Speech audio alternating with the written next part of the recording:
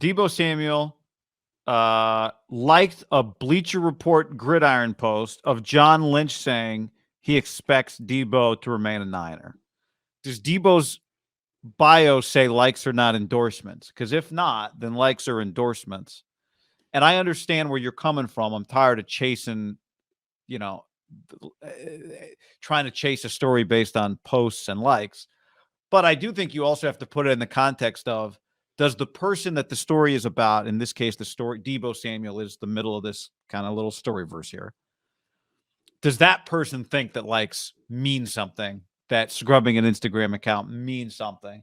Now, could this be Odell Beckham told Deebo, throw some people off the scent, hit this post with a like. You're just going to keep yourself kind of in the news. You're going to fire some people up.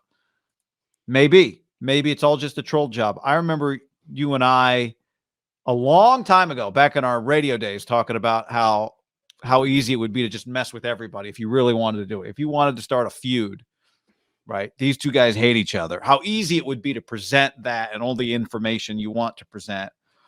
Like, would it be good for business if we started leaking stories that this is the only time we talk behind the scenes? We it's impossible, and it's nothing but anger and like just that kind of thing, like with a band, get people invested. And so by keeping your names in the news, just by a little like here, now chasing gold on the stream. Terrible idea. No, send that one to JB. His brother restored with a finger crossed emoji. I don't know. I mean, so far, it all not naive enough, and we don't know exactly what the pieces of the puzzle represent. Yeah, and to me, when Deebo situation is figured out and there comes to a finality to whether he signs a contract, they trade him, whatever the hell happens, he's not the first, and he definitely won't be the last of this type content. So I'm not naive if you're in the business of, talking about the NFL. And I mean, the NBA has been dealing with this for a long, long time. I would say the NFL has thrown their hat in the ring over the last couple of years. I mean, the NBA guys live on social media. The NFL guys actually have to work. They go to, during the season, like Monday through Friday, it's long days. The NBA guys have a lot of time on their hands, right? And it's a lot of social media. I would say that's the social media league. Baseball is kind of the anti-social media league. In football, somewhere kind of in the middle. And I just mean it doesn't feel like the players, it just feels like less a huge part of the ethos of the whole thing. I'm not even saying it critically. Honestly, it's kind of refreshing sometimes. Yeah. They play every day. You just watch them play, and it's just not like always going back and forth on social media emojis. Yeah, but you could argue it'd be good for business if some of them did. You could. Yeah. I think baseball would argue we need some of that. We need somebody who hates somebody. We need somebody who talks shit about somebody. It'd be great for a player to have some controversial opinion about literally anything. Well, the Mets are adding to that. They're getting in fights like every day. Guess who their coach is? Buck Martinez. Buck Showalter. So, I think Martinez, he's still around. I love Buck Martinez, Blue Jays broadcaster. Hey, Buck Martinez kind of sounds like that. I'm a big Buck Martinez guy. Used to be on national TV a lot, right? You did. I'll watch the Angels just for some Buck Martinez, man. Same. So, I wonder, like, if you slid this in front of Kyle. Hey, Kyle, just a piece of information, just so you know, Kyle, Deebo liked a Bleacher Report post about something John Lynch said on CanBR yesterday. Kyle said the highlight of his press conference at the end of the draft was not having to watch college film till 22. You think that gives you some insight, right? That he probably didn't love the idea of replacing Deebo Samuel with Treylon Burks. No. Again, he's not in. One thing you give Kyle credit on, he's not really into unknowns. He's not into the just completely going into the wilderness blind. Well, some coaches like, bring it on, baby. Bring it on. Let me mold. But Kyle's like, I like knowing. It's why we pigeonholed him for so long of like, Cousins, Matty Ice. Does he like Matt Schaub? You just start going.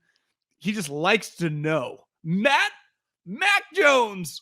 Mac Jones. It is very, honestly, for as much as we gave him shit, and it was so polarizing, and there was tangible anger. Like, he's not drafting Mac Jones at 3 overall.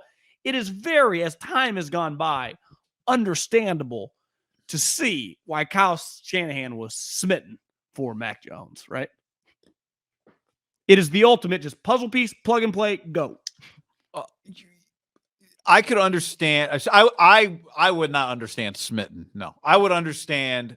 Okay, this is a fine option, which I think is where the Patriots came from. And Yeah, smitten this is a would be fine strong. option. It doesn't feel like Kyle falls in love with Trent Williams, and I don't think he cares that much about his quarterback, right? It's actually, he's not in love with quarterbacks. He just views them as a vessel for him. Which I think is what made Trey Lance potentially a unique Kyle pick, is that it feels like this is the kind of guy that has the skills to make you smitten, and Kyle has seemingly sworn off. As a coach, do you know who I'd want? Nick Mullins. I'd want Mahomes. I'd want Steph Curry. I just be like, go cook, man. Yeah. Go cook. Get your cook on. Make me look smart. Yeah. I mean, that's why Andy's got the best thing going. Like, he gets called a genius, and he has the best quarterback in the league. Yeah, just go cook, man. I think this is probably an appropriate time to mention what Kyle Shanahan said on Saturday, which is about devices, screens. I think he used the word screens. Devices is a word a lot of people of a certain age use, but he used screens, and he said sometimes you just got to talk to people person to person. So a Deebo liking a post or Deebo not liking a post, Kyle Shanahan's tactic isn't going to change. Kyle Shanahan's tactic is, let's sit down with the guy.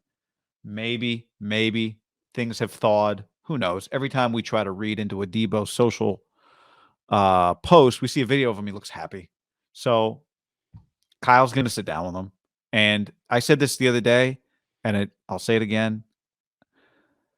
This whole situation is going to come down to whether or not John Lynch and Kyle Shanahan are willing to pay Deebo what he wants to be paid, and B, are able to repair whatever needs to be repaired, which is what they're banking on. They're banking on A, they got enough money to make him happy, and B, their skills in solving problems person to person are good enough to solve whatever this Deebo problem is. That's what they're betting on. I think one thing that has dramatically changed, and it's, guys, I mean, since we were kids in the early 90s, athletes relative to society made a lot of money. But I would say relative to just what even they used to make in the last 10 years has gone to a completely different level. So the money has changed the interactions of how you do business. Like I still, whenever I see headlines of like the Great Resignation, all these people quitting jobs, it's not like the majority of human beings have been banking $800,000 a year for the last 5 years and can just chill. Like, most people need to work, need money, and are usually beholden, which I feel for a lot of people, like, to their boss, to their company. It's just the way society works. Where it used to be in all three pro sports that management ran it.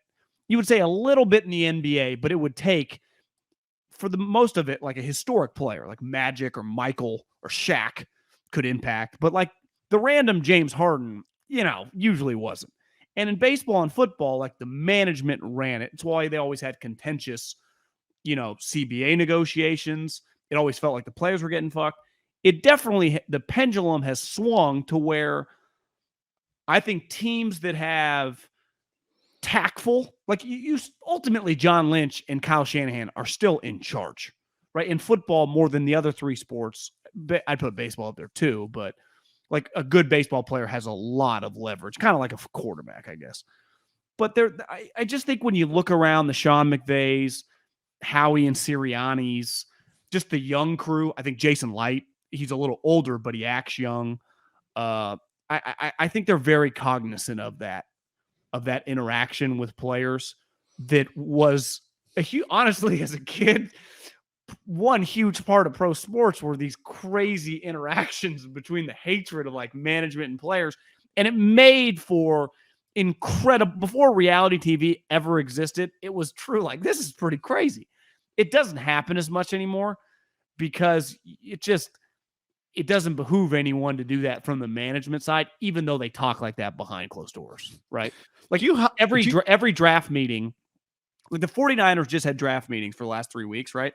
And there were conversations like, if we do trade this guy's ass, who's filling the spot?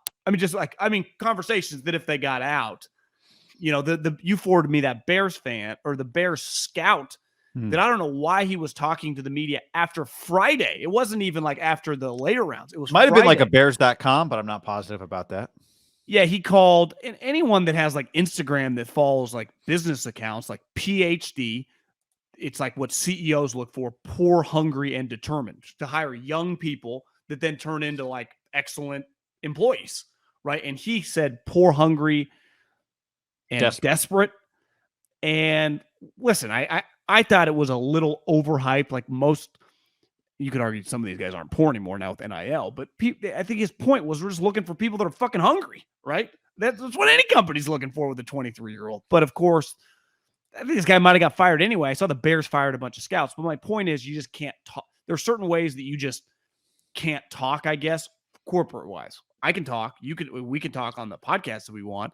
But if you're going to be in those situations, given the setup of their business, it's just not 1996 anymore. It's just not. And I would even say if those comments had never been public, but he had said that and Bears players heard that comment, like if I were Ryan Poles, I wouldn't want my players to know that my scout thinks that way, right?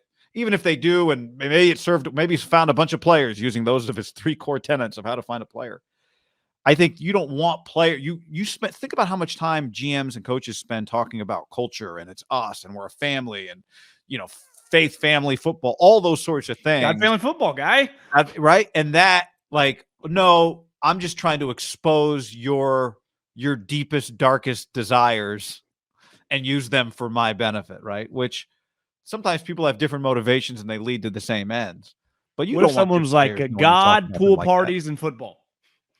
Like not even God, just pool parties, Sunday fun day, football. Like as a coach, I have 3 philosophies: Sunday fun day, Wednesdays off, and IPAs, Friday skins game, and drinking with the boys on Saturday. Yeah, unfiltered cigarettes,